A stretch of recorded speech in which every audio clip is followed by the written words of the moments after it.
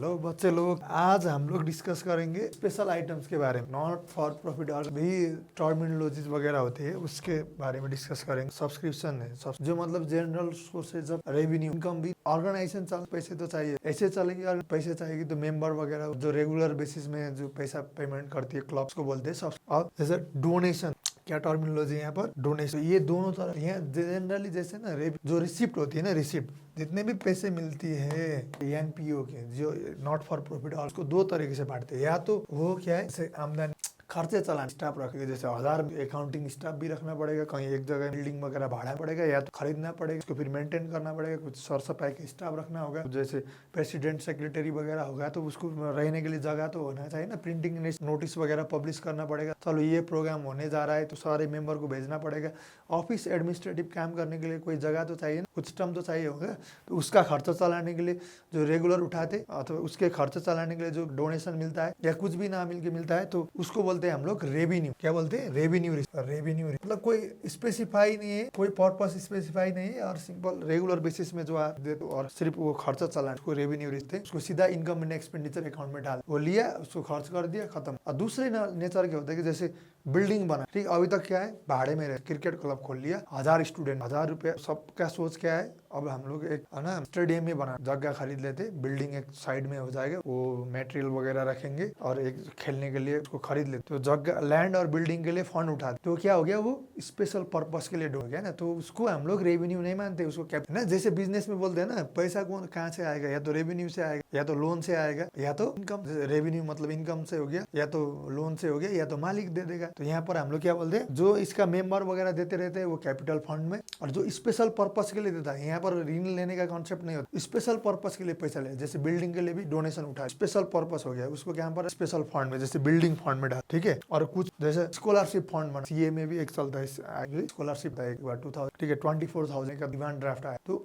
अब जैसे आईसीआई कहाँ से उठाते हो फंड में, तो स्कॉलरशिप फंड हो गया, वो रेवेन्यू फंड, खर्च करने के बाद ही जैसे जैसे खर्च होगा वैसे वैसे रेवेन्यू, बस इतना। एक साल के अंदर ही, एक साल के अंदर के खर्च के लिए ही है तो एक साल के अंदर ही रेवेन्यू हो गया सीधा अकाउंट, नहीं 2-4 साल के लिए है तो पहले बैलेंस शीट में ले जाओ, फंड में रखो, और उसमें से जितना जितना खर्च होते जाएगा उतना उतना रेवेन्यू जाओ। नहीं, लॉन्ग टर्म पर्पस, जैसे एसिड्स के लिए बताया ना, लैंड के लिए, तो एक तरफ एसिड्स दिख जाएगा लैंड, और क्या बैलेंस शीट के लायबिलिटी साइड क्या दिख जाएगा, बिल्डिंग फंड, मतलब लैंड एंड बिल्डिंग, इधर तरफ पैसा है ना, अब इधर तरफ कैश में होगा तो कैश में, जब खरीदेंगे तो लैंड एंड बिल्डिंग आ जाएगा, एक तरफ बैलेंस शीट की तरफ फंड और इनकम, ठीक है। जैसे ग्रांट वगैरह, जैसे कोई एसेट्स फ्री में दे दिया, बोलते हैं ना कि मेरा इतना स्क्वायर फीट, इतना एकड़ का लैंड फ्री में दे दिया ये क्लब, चलो ये फ्री में दान दे, दूसरो क्या रेवेन्यू रिसीव है, ये तो पैसा के लिए हो गया ना वो जगह, तो क्या सीधा बैलेंस, चलो 10,000 रुपया दे पर्चा है, सोसाइटी के लिए काम कर, तो रेवेन्यू जनरल तो रेवेन्यू। कुछ स्पेशल पर्पस के लिए या स्पेशल एसिड्स के लिए दिया जा रहा है तो उसको कैपिटल रिसीव बोलते हैं, और कहाँ दिखाते हैं हम लोग, फंड में दिखाते, collected for a special purpose when these are invested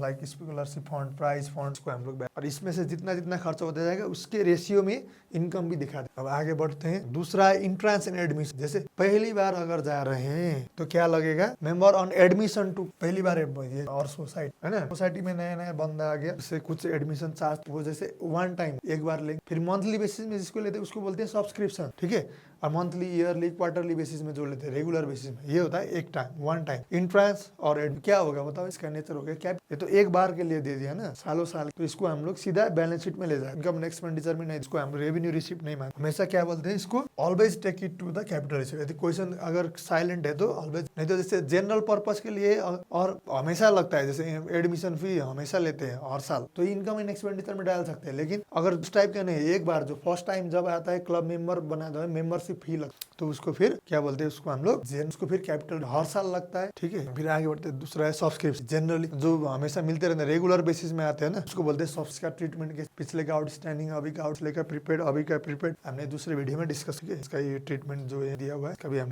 और दूसरा होता है क्या, लाइफ मेंबर, क्या होता है बता, ये तो एक बार में देगा ना, लाइफ जिंदगी भर के लिए, चलो जिंदगी भर के लिए 50,000 तीरो और जिंदगी भर रहो, उसके बाद कभी पेमेंट नहीं करना। लाइफ मेंबरशिप क्या हो गया, ये कैपिटल रिसिप्ट हो गया और इसको हम लोग सीधा बैलेंस। फिर दूसरा क्या टर्मिनोलॉजी होता है, और इसमें भी देखो, carried for special until the member dies after which the same may be transfer to the credit of accumulated fund. Accumulated fund क्या हो गया, सरप्लस वगैरह, जैसे इनकम एंड एक्सपेंडिचर क्यों बनाते, उसमें भी जैसे इनकम सब्सक्रिप्शन से इतना पैसा आ गया, इतना इनकम हुआ है, उसमें से इतना खर्चा हुआ है, बचा तो कहाँ जाएगा, एक्यूमुलेटेड फंड में जाएगा ना, सीधा ले जाएगा। ठीक है,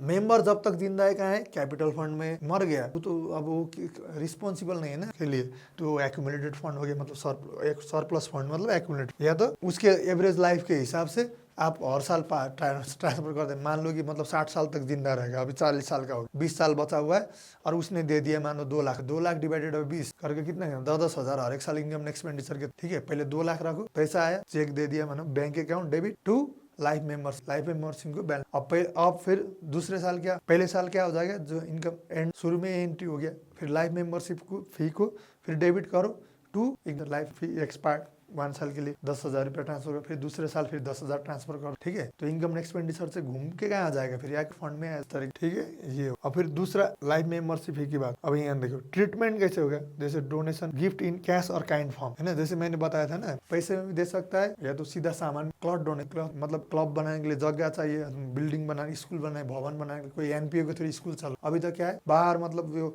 फील्ड में बैठा के लोग बच्चे लोग को पढ़ा रहे, अब एक भवन बना, या तो कोई भाड़ा के जगह में लेके चला रहे, कोई व्यक्ति आगे बोल दे कि चलो आप पढ़ाओ बात, है ना, तो उसका कैसे करते हैं, जैसे स्पेसिफिक डोनेट, अगर स्पेसिफिक पर्पस के लिए, जैसे लाइक बिल्डिंग के लिए हो गया, लाइब्रेरी बुक्स, लाइब्रेरी है ना, मैं 100 बुक्स आपको दे दूं, it should be capitalise and shown on the liability side of balance. ये रेवेन्यू रिसीट नहीं है, इसको हम लोग क्या सीधा बैलेंस शीट में लेके जाते। जनरल डोनेशन कोई पर्पस नहीं है, ऐसे दे 10,000 दे, तो उसको फिर इनकम एंड एक्सपेंडिचर में देख। दूसरा क्या है, entrance fee, admission entrance fee should be cap. ठीक है, तीसरा होता है लेगेसी। लेगेसी क्या है, ये होता है विल। ये क्या होता है, ये होता है विल। जैसे क्या करते हैं, कोई 100 करोड़, लेकिन वो क्या चाहता है, मैं भी बहुत मेहनत से बना हुआ हूँ, तो मेरे बेटे या मेरे को भी मेहनत करके ही कमाना, मुझे भी पैदा होते हाथ मिला था, तो इनको भी नहीं मिला, मेहनत करके बना, तो मैं सिर्फ 1 करोड़ रुपया रखूंगा, बाकी 99 करोड़ पूरा डोनेशन कर दूंगा। पहले बोल दिया, उसका सुना होगा ना, बिल गेट्स वगैरह के इतना % डोनेट कर दिया, जैक आते रहते, इतना % मेरे जैसे। जनरली अगर मर गया तो क्या होता है, बेटे मतलब legal heir, HEIR legal heir को चला जाएगा, तो स्पाउस को चला जाएगा या चिल्ड्रन, लेकिन पहले उसने विल बना लिया एक पेपर में, चलो लिख कि अगर मेरे मरने के बाद इतना % प्रॉपर्टी ये एनजीओ को चला जाएगा, उसको बोलते हैं लेगेसी। तो ये क्या है बताओ, रेवेन्यू रिसिप्ट है या कैपिटल रिसिप्ट? कैपिटल कभी करेंगे, और पूरा लॉन्ग टर्म और कैपिटल रिसिप्ट है, इसको हम लोग इंटरमीडिएट दिखाते हैं, सीधा ले जाके बैलेंस। लाइफ मेंबरशिप फी भी हुई है, कैपिटलाइज करेंगे, और इसको क्या कर सकते हैं, धीरे धीरे फिर इनकम टैक्स से घुमा के एक्यूमुलेटेड फंड में डाल भी सकते। बात दूसरा, और ये क्या है, तीसरा है endowment fund donation use for certain specific purpose. जैसे क्या बना दिया, एनपीओ है, क्या चला रहे, वो जैसे बाल बच्चों को खाना खिला भी रहे, वहाँ रख भी रहे, पढ़ा भी रहे, कपड़े भी दे रहे हैं। उन्होंने बोला कि जैसे सिर्फ जैसे किसी ग्रुप के पैसे आ गए, उन्होंने बोला सिर्फ एजुकेशन फी के लिए। ठीक है, बाकी चीज का आप दूसरे से उठाओ, तो एजुकेशन फी के लिए ये हो गया endowment fund use for certain specific. In such case income relating to such species should be added to those funds on liability side of the balance sheet. नाम का फंड क्रिएट करके बैलेंस शीट में रख। Cell of old newspaper क्या हो जाएगा बताओ, सीधा ले जाके इनकम एंड एक्सपेंडिचर में रख। क्रेडिट साइड फिक्स एसेट बिक हो गया, जैसे मैंने मशीन खरीदा था, जैसे मैंने फर्नीचर वगैरह था, उसको 10,000 रुपये बिक गया, 10,000 पूरा हमारा इनकम है क्या, उसका बुक वैल्यू से जो डिफरेंस हो गया वो गेन बोलते हैं गेन। जैसे पहले मैंने खरीद रखा था 10,000 का, अब डेप्रिसिएशन करते करते कितना हो गया, पहले मैंने 10,000 खरीदा, 4 साल 4,000, तो बुक्स में कितना आ रहा है अभी, इसका वैल्यू 6,000। अब मैंने मानो बेच दिया इसको 7,000, 7,000 प्रॉफिट है या 1,000 ही, 1,000 है ना, तो 1,000 ही जाएगा टीचर। ठीक है, वही बात बोल रहा है, मतलब कोई स्पेशल कोई सिनेरियो नहीं, ये तो नॉर्मल बिजनेस के अकाउंटिंग में भी यही करते हैं। टर्मिनोलॉजी 2-4 जो था ना, वो टर्मिनोलॉजी अलग था, जैसे सब्सक्रिप्शन, डोनेशन की बात हो रही है, वो नॉर्मल बिजनेस से अलग। बिजनेस में तो हम लोग सेल्स करके पैसा उठाते, यहाँ पर सब्सक्रिप्शन वही चीजें, बाकी तो सारी चीज सेम तो है। सैलरी का एंट्री यहाँ थोड़ी ना एनपीओ बोलते हैं, कुछ अलग से हो, सैलरी का वही हो जाए, है ना, रेंट का एंट्री वही हो जाए, वगैरह वही, एसिड्स वगैरह किन बेची तरह से। एसिड्स क्या है डेफिनेशन, यहाँ भी वही है, वही कुछ 2-4 टर्म अलग। लाइफ मेंबरशिप मेंबर चलता है ना, सेल्स वगैरह, जैसे दूसरा सेल्स हो सकता है कि जैसे क्लब भी है, जैसे ना क्रिकेट क्लब बना लिया आप, वहाँ पर बार भी खोल लिया, तो बार का जो सेल्स होता है वो डायरेक्ट इनकम में डाल। ठीक है, सेल्स माइनस जितना प्रॉफिट आता है उसको सीधा डाल, प्रॉफिट बांटते नहीं ना, इसलिए उसको प्रॉफिट भी नहीं। फिर वहाँ से जो बाकी वगैरह खर्च घटा के जो बचता है, फिर हम लोग सरप्लस या मेंबर के पर्पस के लिए खर्च, बस वो ऑर्गेनाइजेशन चलाने के लिए बस एक मैकेनिक है। ये 2-4 चीजें फर्क, बाकी तो सेम सेल्स होता है, सर्विस वगैरह, एनपीओ में सब्सक्रिप्शन, अभी स्पेसिफिक डोनेशन हो गया तो जनरल लेगेसी होगा तो उसको बेनिफिट मिलेगा कि वो विल है, अगर मरने के बाद मैं इसको दे इतना इतना संपत्ति और मेरा संपत्ति इतना है, उसका साल भर के लिए मेंबर्स क्या, यही तो है बिल्डिंग वाला। जैसे कोई बोल रहा है कि चलो मेरे पास जगह है तो जगह दे दिया, काइंड पैसे ही देना है थोड़े तो उसको भी ले जाओ। इधर जैसे बिल्डिंग आ गया तो बिल्डिंग अकाउंट डेबिट तो हो जाएगा, बिल्डिंग बनाएगा सारा टू बिल्डिंग फंड में रखो, या तो उसको इधर लायबिलिटी साइड का भी तो देखना पड़ेगा इस तरह बस बैंक। ओके, बस टर्मिनोलॉजी का डिस्कशन बस। Okay, thank you so much.